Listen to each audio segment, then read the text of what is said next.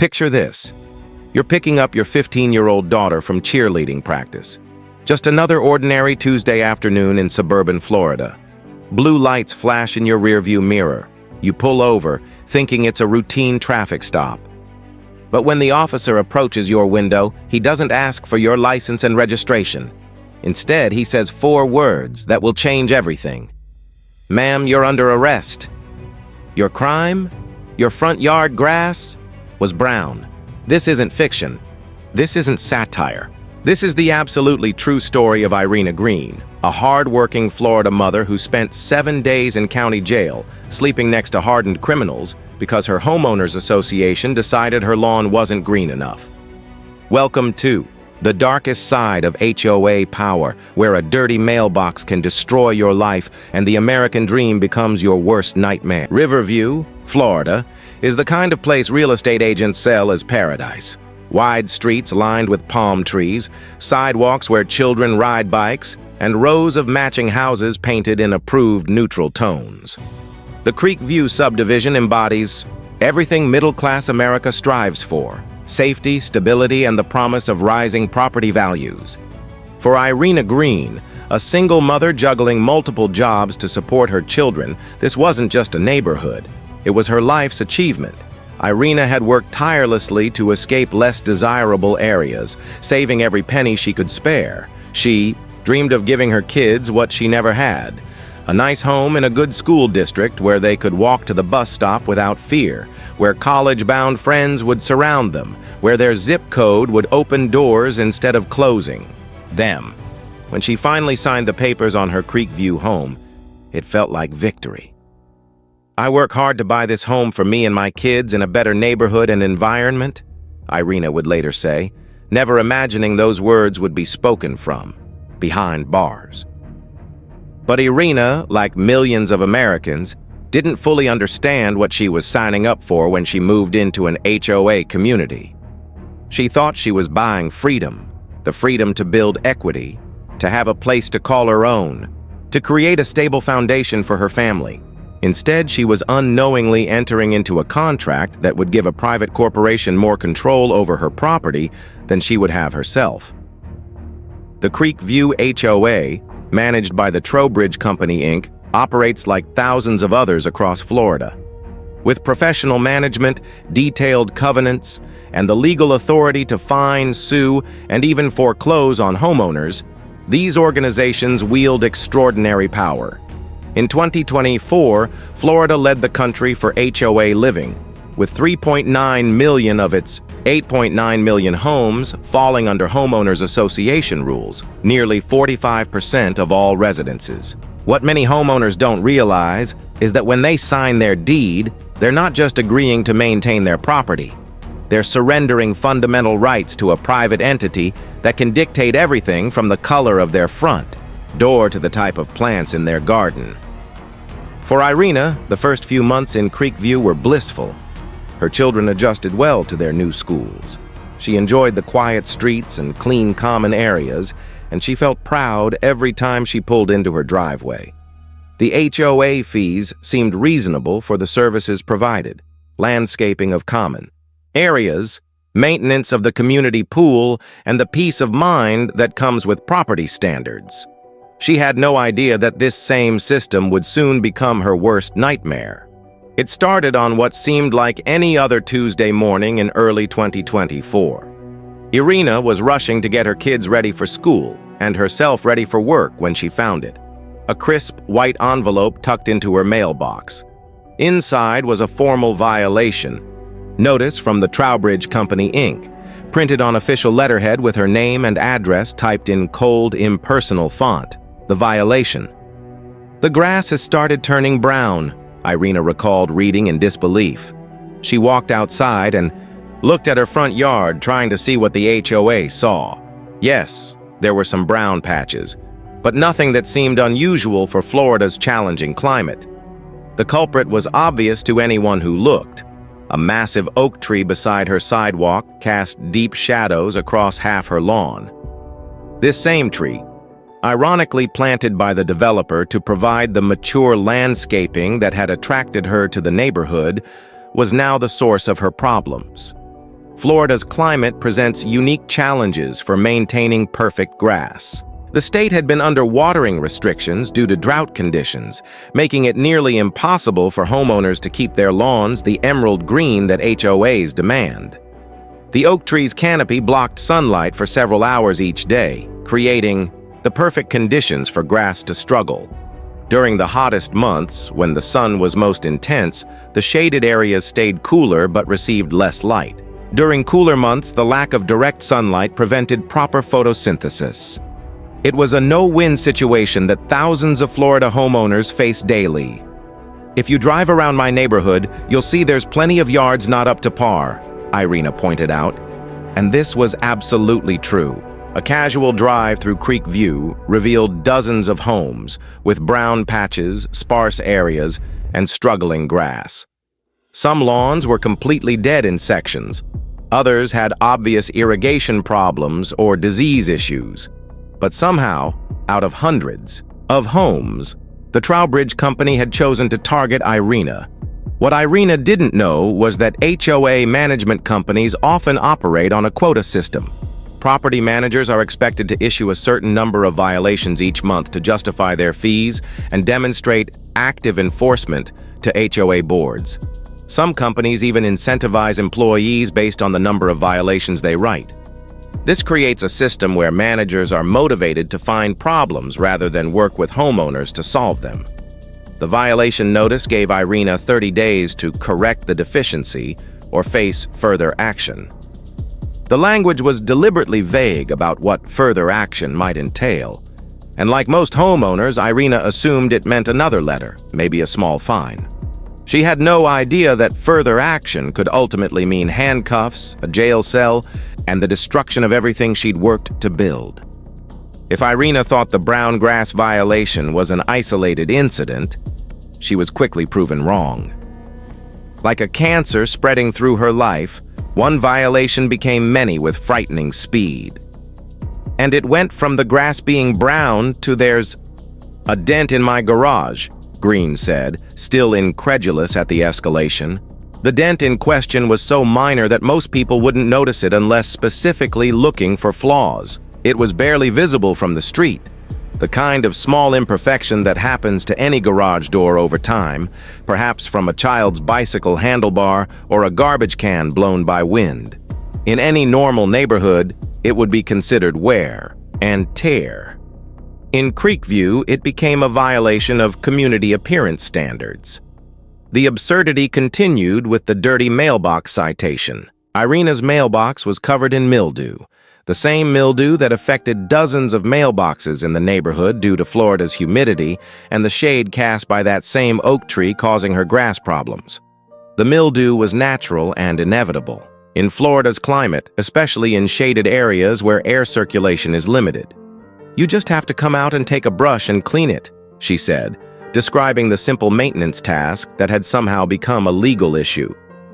What made the mailbox violation particularly galling was its timing. The notice arrived just days after Irina had actually cleaned the mailbox. Florida's climate means that mildew can return within weeks, especially during the rainy season. The Trowbridge Company was essentially demanding that she maintain impossibly perfect standards in an environment where perfection is impossible to sustain. The final insult came with the cargo van violation. Irina owned a commercial cargo van that she used for work, a common sight in working-class neighborhoods where people use their vehicles to earn a living. The van was clean, properly licensed, and parked legally in her own driveway. More importantly, it was identical to several other commercial vehicles parked throughout the neighborhood. A walk through Creekview revealed the selective enforcement that defines predatory HOA management. There was a plumber's van 3 streets over, permanently parked and covered in magnetic business signs. 2 blocks away, a contractor's truck with ladder racks sat in a driveway. Down the street, a landscaping trailer was parked beside a garage. Yet, somehow, only Irina's van was cited as a violation. Each violation notice came with its own set of deadlines, requirements, and threats of escalated enforcement action. The language was deliberately intimidating, filled with legal terminology, designed to make homeowners feel powerless. Terms like covenant violations, architectural control, and deed restrictions were thrown around as if they carried the same weight as federal law. What Irina was experiencing is part of a larger pattern that experts call violation creep. HOA management companies often start with one legitimate concern and then use it as justification to scrutinize every aspect of a homeowner's property. Once you're on their radar, everything becomes a potential violation. When Irina failed to respond to the Trowbridge Company's demand for mediation, because who expects to need a lawyer for brown grass? The corporate machinery shifted into its next gear. What happened next reveals the shocking power imbalance between individual homeowners and the HOA industrial complex. The Trowbridge Company filed a lawsuit in Hillsborough County Civil Court, transforming what should have been a neighborly discussion about lawn care into a formal legal proceeding. Suddenly, Irina Green, a working mother struggling to maintain her home, was facing the full legal weight of a corporate management company with virtually unlimited resources and years of experience crushing homeowners who dare to resist. The lawsuit itself was a masterpiece of legal intimidation. Filed on official court letterhead with case numbers, filing fees, and formal legal language, it transformed simple property maintenance issues into violations of restrictive covenants and architectural controls. The document was designed to overwhelm and intimidate, filled with whereas clauses and legal precedents that would intimidate anyone without a law degree. Irina found herself in an impossible position. She couldn't afford an attorney. The legal fees for HOA disputes often cost more than the homes themselves. But representing herself meant going up against professional lawyers who had filed hundreds of similar cases. The deck was stacked against her from the moment the lawsuit was filed. Green represented herself in court, preparing a handwritten response to the lawsuit that was rejected by both the HOA and the judge. Picture that scene. Irina, probably wearing her best outfit and clutching handwritten notes, trying to explain to a judge why her grass was brown while facing off against professional attorneys armed with legal jargon and zero compassion. The courtroom itself was intimidating. Formal proceedings, legal terminology, and strict procedural rules that favor those with legal training. Irina had to navigate complex filing requirements, meet strict deadlines, and present her case in a format that satisfied the court's expectations. Meanwhile, the HOA's attorneys operated with the confidence that comes from having filed hundreds of identical cases. What Irina didn't realize was that she was fighting a system specifically designed to ensure her failure. HOA lawsuits aren't about justice or fairness. They're about generating revenue and maintaining control. The management company knew that most homeowners would either cave to their demands or be crushed by the legal process. The hearing that would change Irina's life forever took place on a sweltering July morning in 2024. Hillsborough County Civil Court was busy with the usual array of disputes, contract disagreements, property disputes, and other civil matters. But among all these cases, one stood out for its sheer absurdity. A single mother facing potential jail time because her grass wasn't green enough. The judge gave her an ultimatum during a hearing last July. "My grass had to be brung up to par. He said you can get seed, you can do something, but you've got 30 days to get it corrected. So I said fine. He said if it's not done in 30 days, you're gonna go to jail," Green recalled, her voice still filled with disbelief months later.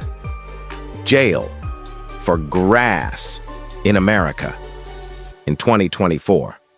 Let that sink in completely. A sitting judge in the United States of America threatened a working mother with imprisonment over the color of her lawn. This wasn't hyperbole or a misunderstanding. It was a direct threat, backed by the full authority of the court system. The judge was essentially telling Irina that her freedom depended on her ability to grow perfect grass in impossible conditions. The implications of this ultimatum were staggering. Irina was being held to standards that professional landscapers would struggle to meet, using resources she didn't have, in conditions that made success nearly impossible. The oak tree that caused the shade wasn't going anywhere. the watering. Restrictions hadn't been lifted. The underlying problems that caused her grass to brown hadn't changed. But somehow she was expected to achieve perfection in 30 days or face incarceration. But Irina, desperate to avoid jail and protect her children, agreed to try.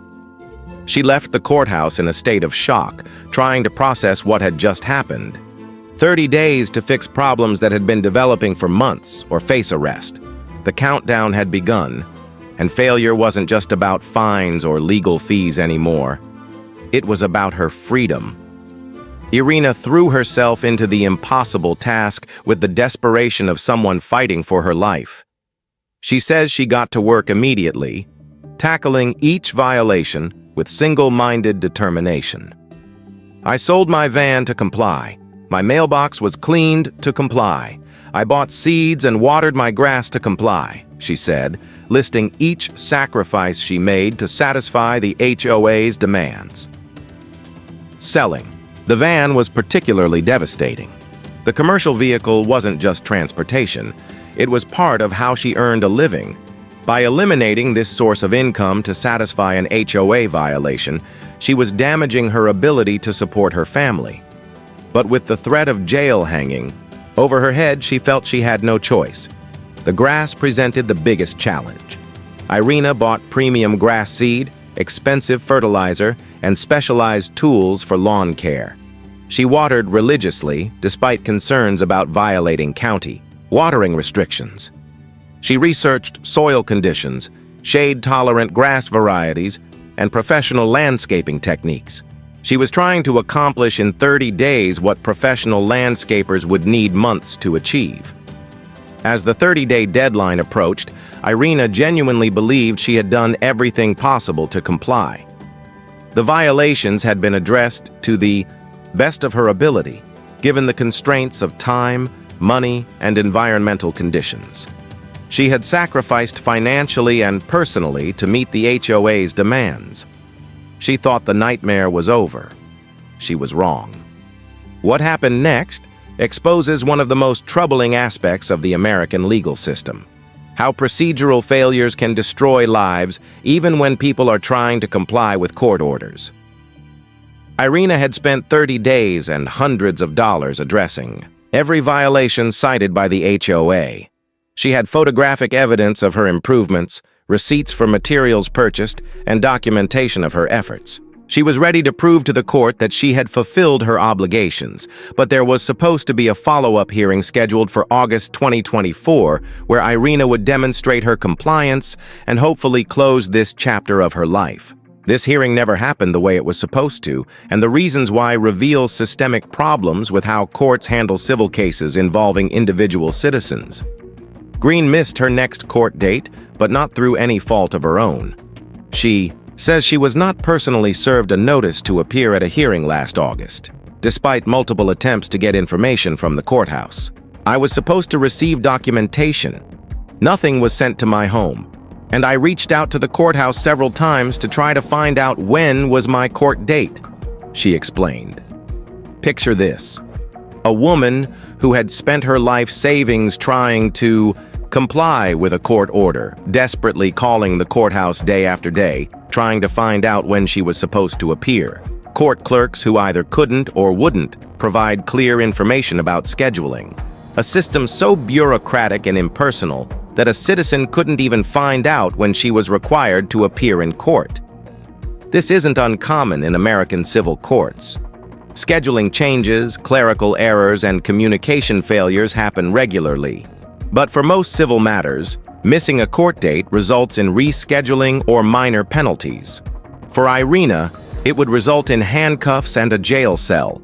The legal requirement for service of process exists specifically to prevent these situations. Citizens are supposed to be formally notified of court dates through certified mail, personal service, or other reliable methods.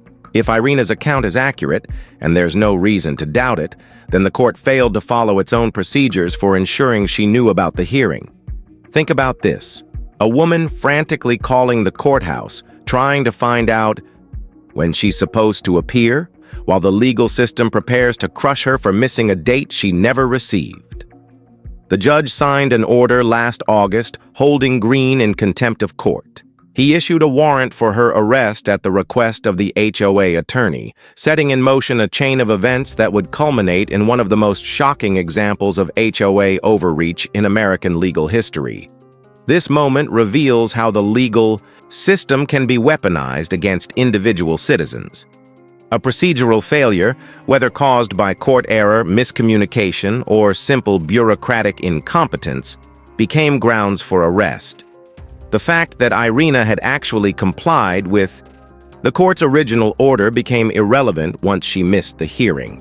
For months, Irina went about her daily life unaware that she was wanted by the police.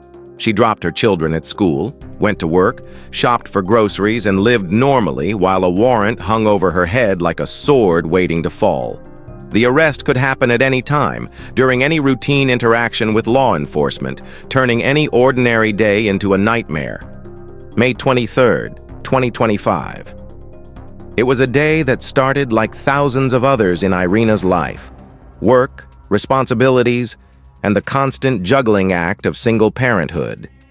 She had no idea that this ordinary Tuesday would become the day her life was forever changed, broadcast across news outlets as an example of HOA power gone completely insane. Irina was doing what millions of parents do every day, picking up her 15-year-old daughter from cheerleading practice. Her daughter had been working hard on routines for an upcoming competition, and these after-school practices were part of the normal rhythm of suburban family life. It was the kind of moment that represents everything good about the American dream. A mother supporting her child's activities, providing opportunities for growth and achievement. The blue lights in her rearview mirror seemed routine at first. Traffic stops happened to everyone occasionally. Expired registration, a taillight out. Maybe she was driving slightly over the speed limit. Irina pulled over calmly, reaching for her license and registration like any responsible driver. Her daughter sat in the passenger seat, probably wondering if they'd be late for dinner or if this would delay her homework time.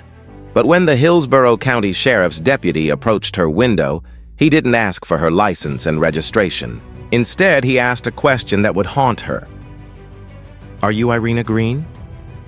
When she confirmed her identity, everything changed in an instant. "Ma'am, you have a warrant for your arrest." Imagine being that 15-year-old girl watching your mother get handcuffed in front of your school, in front of your friends, in front of everyone who defines your social world.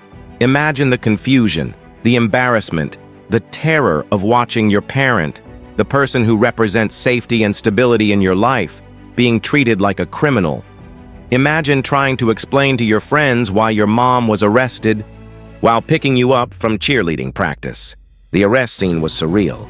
Other parents driving by, seeing police cars and wondering what kind of dangerous criminal was being apprehended in their safe suburban neighborhood. Cheerleaders and their families staring as Irina was placed in handcuffs and loaded into a patrol car. The whispers and speculation that would follow her daughter for weeks afterward. There was no bond, so I couldn't even go home to my family. I sat in there for 7 days. 7 days in the jailhouse like a criminal, Irina said, describing the humiliation and disbelief of what was happening to her. No bond meant no opportunity to pay her way out. No chance to go home and arrange care for her children. No ability to contact her employer and explain why she wouldn't be showing up for work. The booking process at Orient Road Jail treats everyone the same, regardless of whether they're there for armed robbery or brown grass. Fingerprints, mugshots, strip searches, and the standard procedures designed to process criminals. Irina was photographed like a criminal, processed like a criminal, and housed like a criminal. All because her lawn didn't meet HOA standards. Her children, meanwhile, were dealing with their own trauma. Their mother had been arrested in front of them and was suddenly gone with no clear explanation of when she might return. They had to navigate school, homework, meals, and daily life while processing the fact that their mom was in jail for reasons they couldn't understand. Orient Road Jail is not a place designed for mothers whose only crime was having brown grass. Built to house actual criminals, people charged with theft, assault, drug trafficking, and other serious offenses, it operates under the assumption that everyone inside poses a potential threat to society. For Irina Green, the contrast between her crime and her surroundings was stark and surreal. She said she was the only person in county civil court wearing a jail uniform. Think about that image for a moment. A mother in orange stripes, standing before a judge for lawn violations, while actual criminals in regular clothes faced lesser consequences for theft, drug possession, and other offenses. The visual alone demonstrated how completely the system had failed to maintain any sense of proportionality or justice. The daily reality of jail life is designed to break down human dignity. Wake-up calls at 5 a.m., processed meals that barely qualify as food, communal showers with no privacy, and the constant noise of hundreds of people living in close quarters with no escape. For someone used to the quiet suburbia of Creek View, the sensory assault was overwhelming.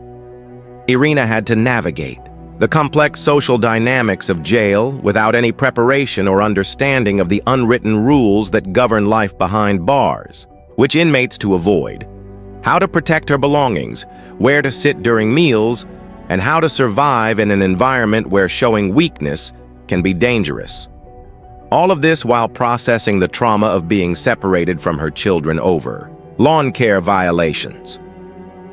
The absurdity of her situation became clear during interactions with other inmates.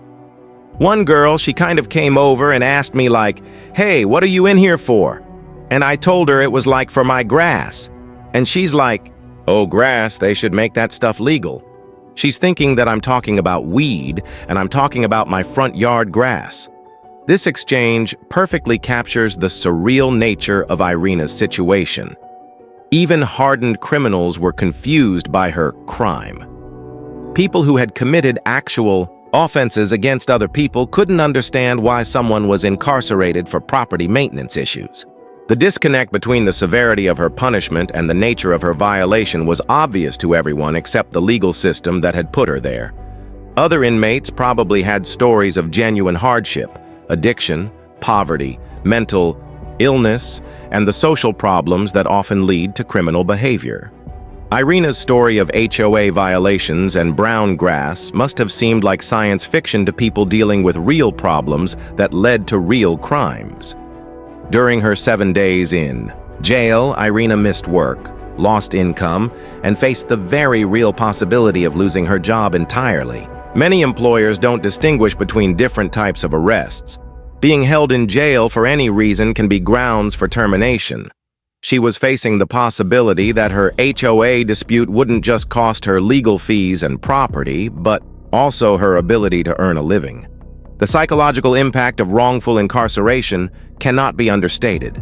Irina wasn't just physically confined, she was experiencing the mental torture of knowing that her punishment far exceeded any reasonable response to her violations. She was being held in conditions designed for people who had harmed others, while her only victims were HOA board members offended by the aesthetics of her lawn.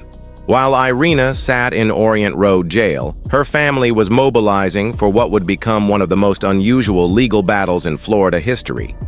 Her sister-in-law, a paralegal with some understanding of the legal system, couldn't believe what had happened. When she learned that Irina was being held without bond over HOA violations, she knew she was witnessing something fundamentally wrong with the American justice system. The family's first challenge was simply understanding what had happened. How does a mother go from picking up her daughter from cheerleading practice to being held in county jail without bond? The legal documents were confusing, filled with references to contempt of court and failure to comply with court orders, but the underlying facts seemed impossible to believe. For 6 agonizing days, Irina's family watched her case with growing outrage and desperation. They could see that she had actually addressed the original violations. The grass had been reseeded, the mailbox had been cleaned, the van had been sold. They had photographs documenting her compliance, receipts showing money spent on improvements, and evidence that she had made good faith efforts to satisfy the court's demands. After 6 days in jail, Irina's sister-in-law reached her breaking point. Drawing on her paralegal training, she filed an emergency petition challenging the arrest. This wasn't just about Irina anymore. It was about preventing the justice system from being used as a weapon by HOA management companies against ordinary homeowners. The emergency petition forced a hearing where a different judge would review the case. This was crucial because it meant someone other than the judge who had issued the original ultimatum would examine the facts with fresh eyes. The family prepared meticulously, gathering photographic evidence, documentation of Irina's compliance, efforts and testimony about the impossible standards she had been held to. At the hearing, her sibling presented photos proving the yard was fixed. The images showed grass growing in previously brown areas, a clean mailbox, and clear evidence that Irina had addressed every violation cited by the HOA. The contrast between these photos and the original violations was dramatic. Anyone could see that significant work had been done to improve the property. A different judge than the one who signed the arrest warrant reviewed the case, and his reaction was immediate and visceral. When presented with photographic evidence that Irina had actually fixed her violations, the new judge was appalled by what had happened. He could see that a fundamental injustice had occurred. A woman had been imprisoned for problems she had already solved. But here's the most chilling part of the entire saga. The judge ordered her immediate release, despite the HOA attorney's push to keep her locked up. Even when faced with clear evidence that Irina had complied with the original court order, the Trowbridge Company's lawyer argued that she should remain in jail. He says, well, it hasn't been resodded. The whole yard needs to be resodded. And she's like, not from those pictures I see. She's like, no, I want her released immediately, Green said, recounting the exchange that would finally secure her freedom. He wanted me to continue to sit in jail and not come home to my family. Think about what the HOA attorney was arguing. Even though Irina had addressed the original violations, she should remain incarcerated because the grass wasn't perfect enough to satisfy their aesthetic preferences. They were essentially arguing that brown grass justified indefinite imprisonment until their subjective standards were met. The HOA's attorney literally argued to keep a mother in jail longer over grass that had already been fixed. This moment exposed the true nature of what Irina was facing. Not community standards or property maintenance, but a corporate entity drunk on power and determined to crush anyone who dared to resist their authority. Irina's release from jail should have been the end of her nightmare, but in the twisted world of HOA enforcement, it was merely the beginning of a new phase of persecution. Walking out of Orient Road Jail after 7 days, she discovered that the Trowbridge Company wasn't finished with her. They had used the criminal justice system to punish her, and now they were preparing to use the civil courts to complete her destruction. The first shock came when Irina discovered the full extent of the legal fees she now owed. Her crime of having brown grass had generated thousands of dollars in attorney fees, court costs, and administrative charges. Green owes at least $3,300 in additional legal fees for the HOA case, but that figure doesn't include all the associated costs of fighting the violations, the lost income from her week in jail, and the ongoing expenses of maintaining her property to impossible standards.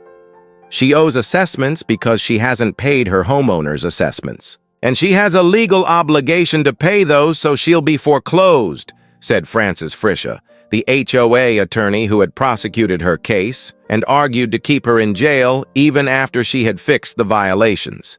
His casual tone while discussing the destruction of a family's home revealed the cold calculation behind HOA enforcement tactics.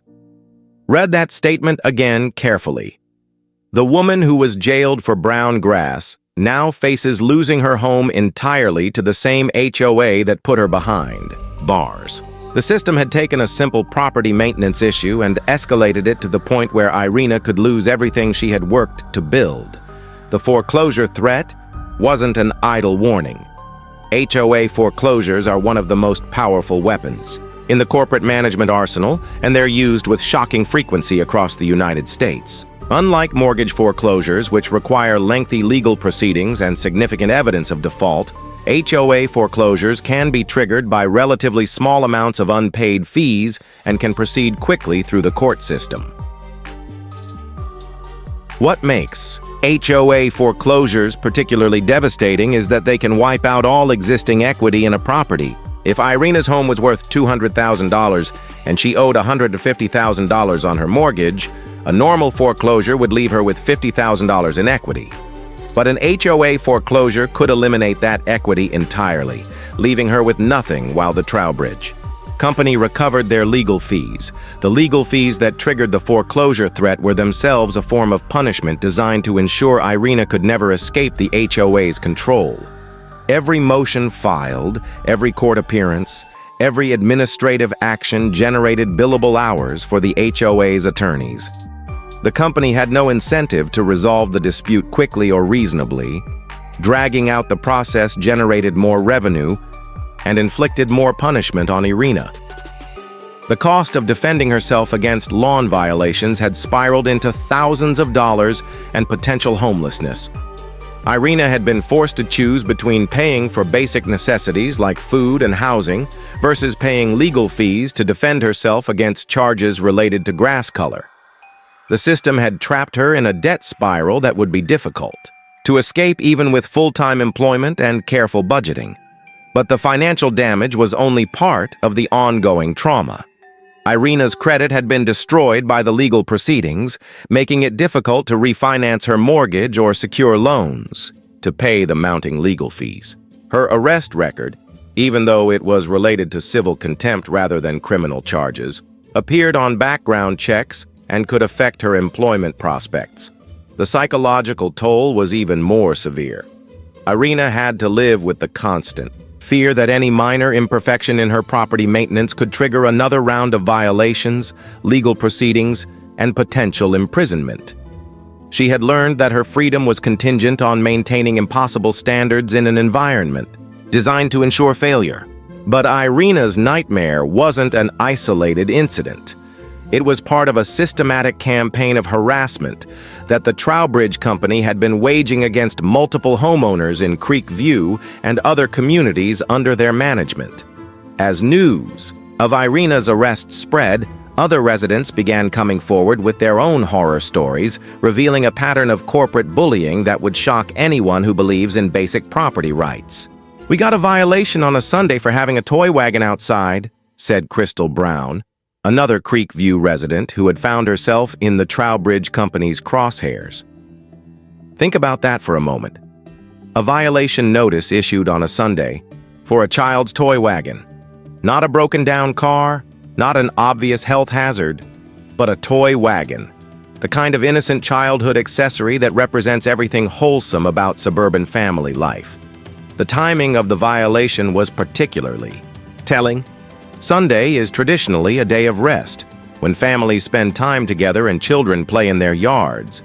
But the Trowbridge Company apparently had inspectors working on weekends, driving through neighborhoods and looking for violations among families trying to enjoy their only day off. The message was clear. There was no time when residents were safe from scrutiny, no moment when they could relax their vigilance about potential violations. Crystal's experience revealed the arbitrary and capricious nature of HOA enforcement under corporate management. A toy wagon that might be ignored one day could become a citable violation the next, depending on the mood of the inspector, the company's revenue targets, or simply random chance. Homeowners were living under a sword of Damocles, never knowing when ordinary family life would be declared a violation of community standards. The pattern of selective enforcement became even clearer when other residents shared their stories. A neighbor who wouldn't go on camera told reporters that Trowbridge had demanded he replace his sod 3 times in 2 years. 3 times. Each replacement would have cost hundreds or thousands of dollars, and each failure to maintain perfect grass would have triggered new violations and legal fees. This wasn't about maintaining property values, it was about creating a revenue stream through impossible standards and endless violations. The neighbors' experience showed that even complete compliance with HOA demands didn't guarantee freedom from future harassment. The Trowbridge Company had found a business model based on perpetual dissatisfaction and continuous violation generation.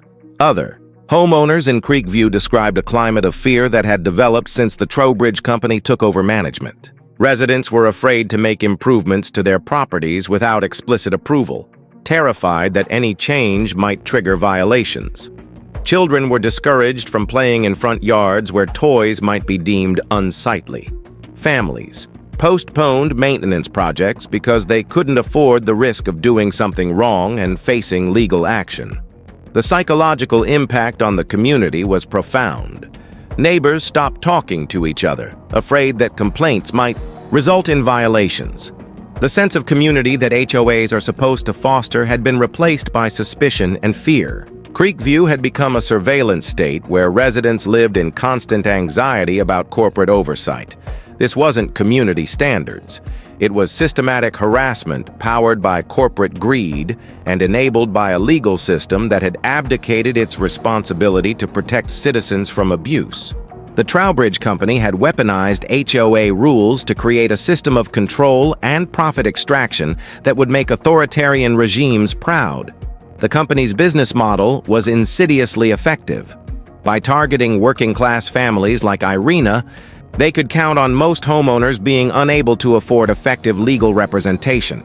Most violations would result in quick compliance or payment of fines because people couldn't risk the escalating consequences of resistance. Those who did fight back could be made examples of, as Irina had been, to discourage future resistance. The pattern also revealed the company's sophisticated understanding of legal leverage.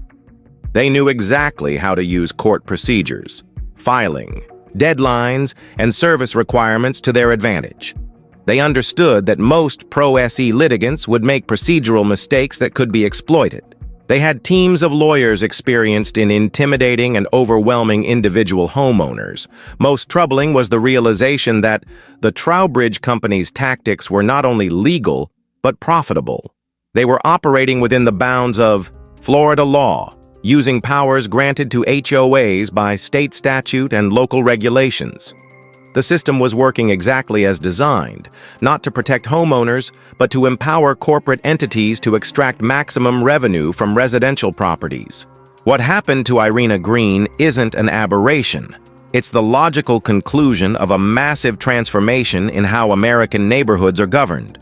Over the past several decades, homeowners associations have evolved from small, volunteer-run organizations focused on maintaining community pools and landscaping into corporate-managed entities with governmental power but without governmental accountability. Real estate expert Bruce Alien, who has no connection to Irina's case but has witnessed the evolution of HOA power across the country, sees a disturbing trend that extends far beyond Florida. The last several years have seen significant abuses. It seems like almost every day I am contacted by someone with a very serious situation with their HOA, he explained, describing a national crisis that most Americans don't realize is developing in their own neighborhoods. Part of the problem is that more recently, property management and HOA management companies have consolidated, Alien continued, identifying the root cause of the escalating abuses. What was once a system of neighbor helping neighbor has become a corporate profit center managed by companies that may be based hundreds of miles away from the communities they control. This consolidation has created an industry where a handful of large management companies control thousands of HOAs across multiple states. These corporations have developed sophisticated systems for maximizing revenue through violation generation, legal fee extraction, and foreclosure proceedings. They employ teams of lawyers, inspectors, and administrative staff whose job is to find fault with homeowners and convert those faults into billable hours. The scale of this transformation is staggering. According to industry data, more than 40% of new homes built in the United States are now part of HOA communities. In states like Florida, that percentage is even higher, with nearly half of all residences falling under some form of homeowners association control. This means millions of American families are living under private corporate governance without realizing the implications for their property rights and personal freedom. These aren't neighborhood volunteers trying to maintain property values anymore. These are corporate entities extracting profit from homeowner misery, armed with legal authority that most government agencies could only dream of. They can fine homeowners, place liens on properties, initiate foreclosure proceedings, and even, as Irina learned, have people arrested for civil violations. I think they have way too much power. I've never heard of anything like this in my life, Green said, expressing the bewilderment that millions of homeowners feel when they first encounter the reality of corporate HOA management. Most people buy into HOA communities expecting reasonable rules about major issues like noise, parking, and obvious nuisances. They don't expect to live under corporate surveillance that monitors the color of their grass and the cleanliness of their mailboxes. David Lair, a Palm Beach attorney who represents homeowners against HOAs and whose law partner wrote the best-selling book Bad HOA, puts the situation in stark terms. You have an HOA who was quick to go after her and to use the full force that they are entitled to. The phrase full force is particularly ominous because it reveals how HOAs have acquired powers that rival those of government agencies. The legal framework that enables this corporate control was created with the best of intentions. State legislatures wanted to give communities the tools to maintain property values and quality of life. They envisioned HOAs as democratic institutions where neighbors would work together to address common concerns. What they created instead was a system that could be captured by corporate interests and used to extract wealth from homeowners. The consolidation that Alien identified has created economies of scale that make violation generation and legal harassment profitable in ways that were never possible when HOAs were run by volunteers. A large management company can employ full-time lawyers who specialize in HOA enforcement, spreading their costs across hundreds of communities. They can develop standardized procedures for issuing violations, pursuing legal action, and maximizing fee collection. This corporate efficiency has turned HOA management into a profit center rather than a community service. The more violations a company can generate, the more legal fees they can collect. The more aggressively they pursue enforcement, the more revenue they can extract from homeowners. The more properties they can drive into foreclosure, the more opportunities they have to acquire real estate at below-market prices. The most terrifying aspect of Irina Green's story isn't that it happened. It's that everything the Trowbridge Company did was completely legal under current American law. Her arrest, her incarceration, and her ongoing threats of foreclosure all occurred within a legal framework that has essentially legalized corporate tyranny over residential property owners. This is a private contract that people choose to enter into, said Stetson Law School professor Paul Boudreau, explaining. The legal foundation that enables HOA abuse, including what their lawn looks like, where they can park their cars, what color their houses can be. And the HOAs have the right to enforce this. His clinical description of the law fails to capture the human cost of a system that treats fundamental property rights as negotiable contract terms. When homeowners like Irina sign their deeds and closing documents, they're often unaware that buried in hundreds of pages of legal paperwork is language that strips away many of the rights they assume come with property ownership. They're signing contracts written by lawyers representing corporate interests, using language designed to maximize HOA power while minimizing homeowner protections. The concept of covenants, conditions, and restrictions, CC&Rs, sounds benign to most buyers who imagine reasonable rules about obvious nuisances. What they're actually agreeing to is a comprehensive system of corporate control that can govern everything from the color of their window treatments to the types of plants in their gardens. They're surrendering property rights that their ancestors fought wars to establish. When you buy in an HOA community, you sign away fundamental property rights that Americans have traditionally considered sacred. You agree to let a private corporation control your home with the backing of the court system. You submit to a form of governance that has more power over your daily life than most government agencies, but with none of the constitutional protections that limit government power. The legal framework that enables this corporate control varies by state, but the pattern is consistent across the country. State legislatures have granted HOAs powers that include the ability to impose fines, place liens on properties, initiate foreclosure proceedings, and even request criminal charges for civil violations. These powers are enforced through court, systems that treat HOA disputes as contract enforcement rather than constitutional rights issues. I think it's pretty rare in a civil case for someone to have a contempt order, said Professor Boudreau, acknowledging the unusual nature of Irina's incarceration while missing the larger point about systematic abuse. But rare doesn't mean impossible, as Irina learned the hard way, and the rarity of such extreme cases shouldn't obscure the thousands of families being destroyed by less dramatic but equally devastating HOA abuse.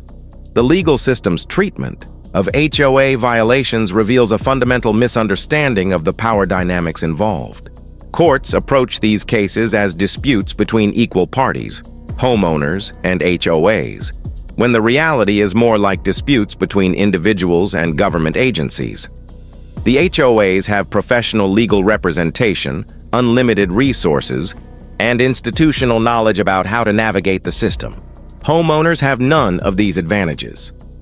The private contract framework that Professor Boudreau described creates a legal fiction that ignores the reality of how HOA agreements are created and enforced. Most homeowners never truly choose to enter into these contracts in any meaningful sense. They're presented with pre-written agreements as a condition of buying property in desirable neighborhoods.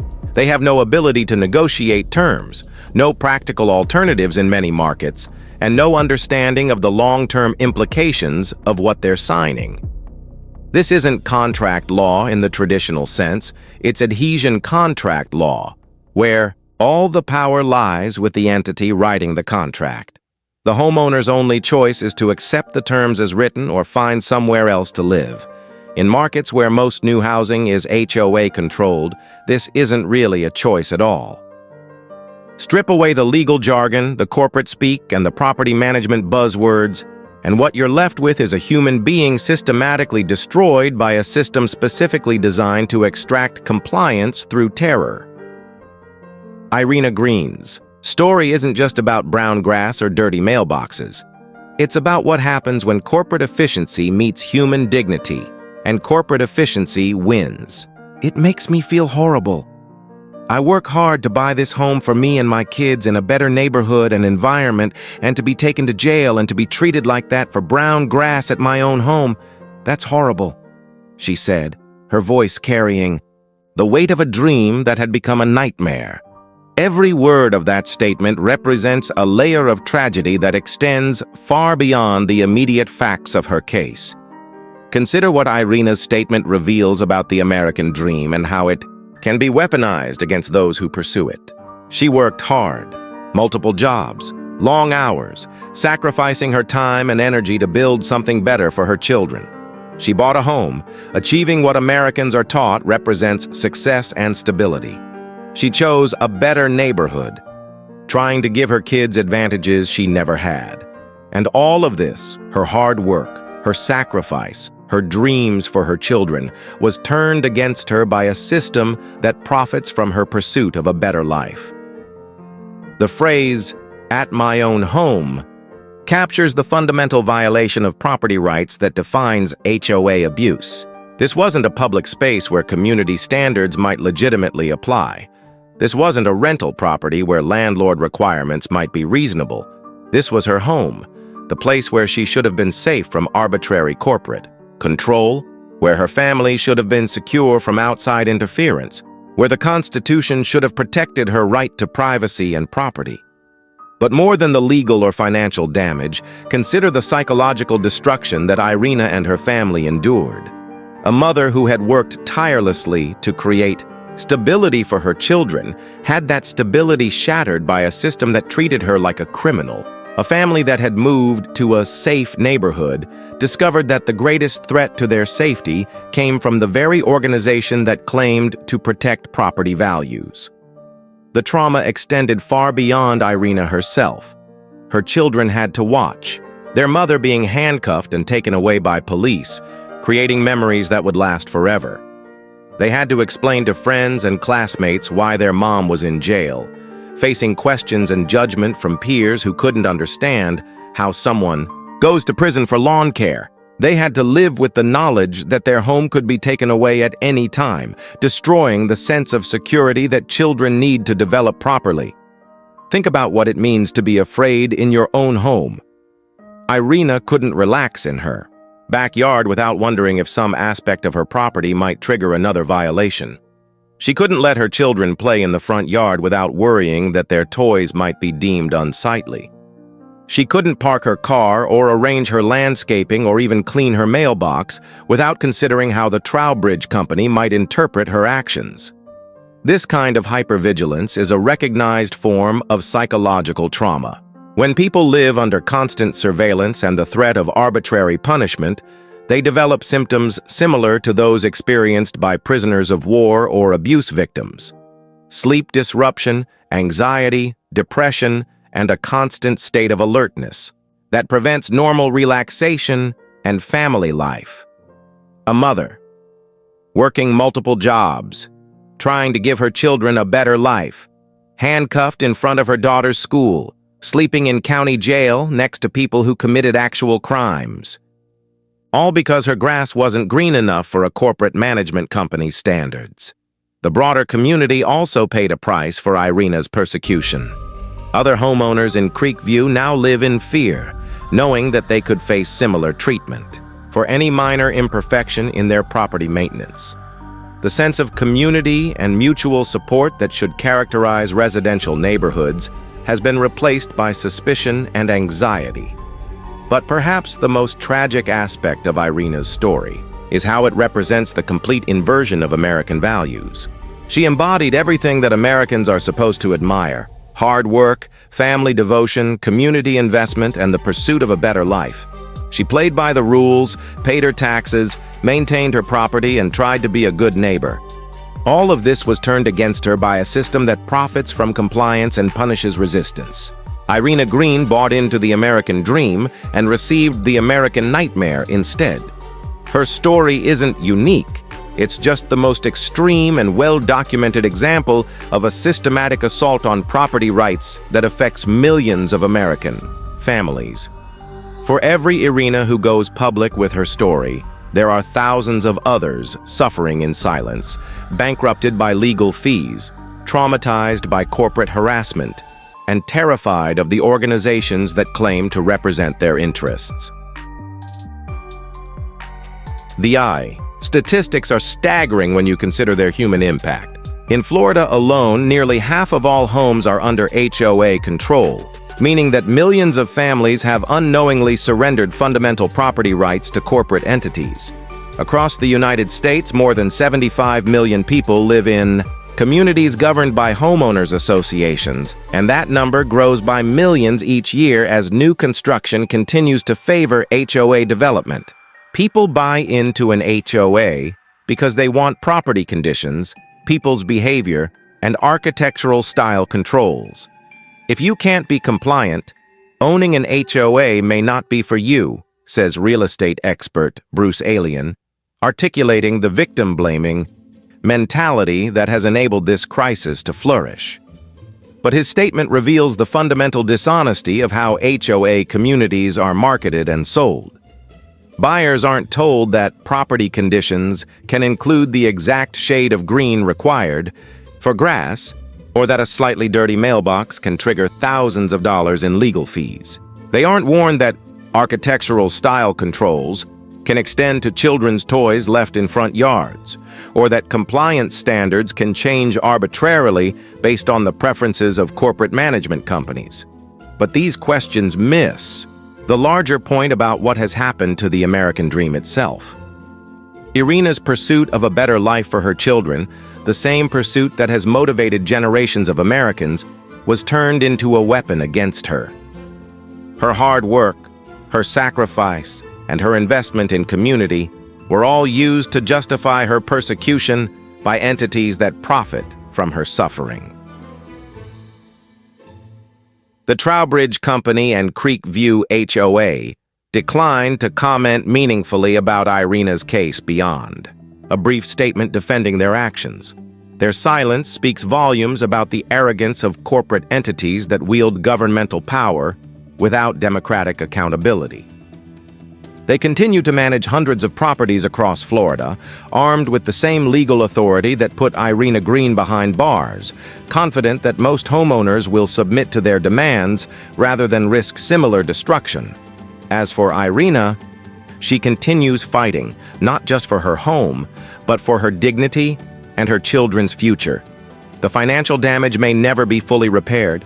The legal fees will take years to pay off, if they can be paid off at all. The foreclosure threat hangs over her family like a sword that could fall at any moment. The trauma of imprisonment and the ongoing stress of living under corporate surveillance have taken tolls that can't be measured in dollars. But Irina's courage in speaking out has accomplished something that the Trowbridge Company never intended. It has exposed the reality of HOA abuse to millions of Americans who thought they were safe in their suburban neighborhoods. Her story has become a warning that property ownership in modern America comes with risks that previous generations never faced. Because in America, in 2025, a working mother's freedom can still be stolen over the color of her grass. Because private corporations have acquired powers that rival those of government agencies, but without constitutional limitations or democratic accountability. Because the American dream of property ownership has been transformed into a nightmare of corporate control. The next time you see a perfectly manicured HOA neighborhood, remember Irina Green sitting in a jail cell, wondering how her pursuit of a better life had led to incarceration for lawn care violations. Remember her 15-year-old daughter watching her mother get handcuffed after cheerleading practice. Remember the family's ongoing struggle to keep their home while paying legal fees that never end. Remember that those pristine lawns and matching mailboxes come at a cost measured not just in dollars, but in human freedom. Remember that the uniformity and order that HOAs promise is achieved through surveillance, harassment, and the systematic destruction of families who dare to fall short of corporate perfection. And ask yourself, is this really the American dream we want to live in? Is this the legacy we want to leave for our children? Is this the country we want to be?